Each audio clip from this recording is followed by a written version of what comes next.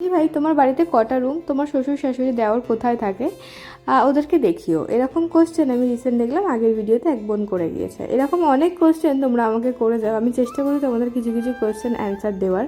আর যেগুলো দিই না, কিছু কিছু পার্সোনাল থাকে তাই সেগুলো দিই না। আমি জানি তোমরা আমাকে ভালোবাসো, ভিডিও দেখো, পছন্দ করো, তাই এরকম কোশ্চেনগুলো জিজ্ঞাসা করো। তোমাদের মনে যে প্রশ্নগুলো আসে আমি চেষ্টা করব তোমাদের প্রশ্নের উত্তর দেওয়ার। তো চলো আজকের ভিডিওটা শুরু করা যাক। হ্যালো এভরিওয়ান, ডে 365 চান্দ্রে আজকে হলো ডে 47। আজকে সকালে ঘুম থেকে উঠেছিলাম ওই 7:30টার দিকে। উঠেই প্রথমে মুখ টুক ধুয়ে নিলাম, বিছানা টিছানাগুলো গুছিয়ে নিলাম, তারপরে এসেছিলাম রান্না বসানোর জন্য।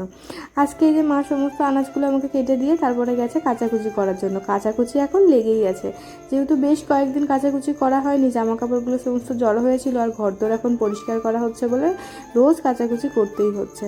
আমি এখন রান্নাগুলো কমপ্লিট করছিলাম, আর মা ওদিকে আরও ঘরের যে কাজগুলো ছিল এখনও ঝাড়া পোছা সেগুলো করা হচ্ছে, সেগুলো মা করছিল।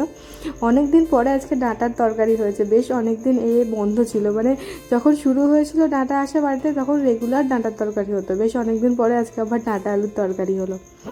রান্নাবান্না কমপ্লিট করে আমি এখানে চিয়া সিডটা খেয়ে নিচ্ছিলাম, আর তারপরে ঘর তো ঝাঁট দিয়ে পরিষ্কার করে মোছামুছি করে নিলাম। তারপরে আমি আমার খাবার দাওয়াটাও সেরে নিলাম, কারণ আমার ভীষণ খিদে পাচ্ছিলো। এই দেখো আমি আমার খাবার নিয়ে চলে এসেছি। আমি খাওয়া দাওয়া করার পরে বেশ কিছুক্ষণ শুয়েছিলাম, ফোন ঘাঁটলাম একটু, তারপরে আমার মনে হলো যে একটু মিষ্টি মিষ্টি কিছু খেতে ইচ্ছা করছে, তাই ভাবলাম একটা বিস্কিট খেয়ে নিই।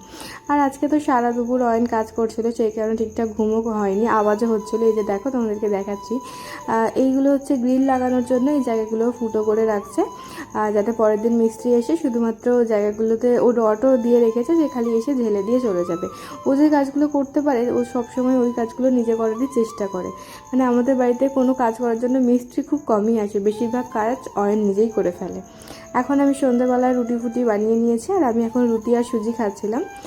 তারপরে আমার মনে হলো যে আলমারিটা আগে গুছিয়ে নিই, কালকে আমি ঘরদোর পরিষ্কার করব, ঘরটা ঝাড়ার আগে আলমারিগুলো আগে গুছিয়ে নিই। জামা কাপড়গুলো ভীষণ অগোছালো হয়ে আছে, আসলে জামা কাপড় রাখার জায়গার ভীষণ অভাব, আমার খাটের নিচেও পুরো ভর্তি হয়ে গিয়েছে।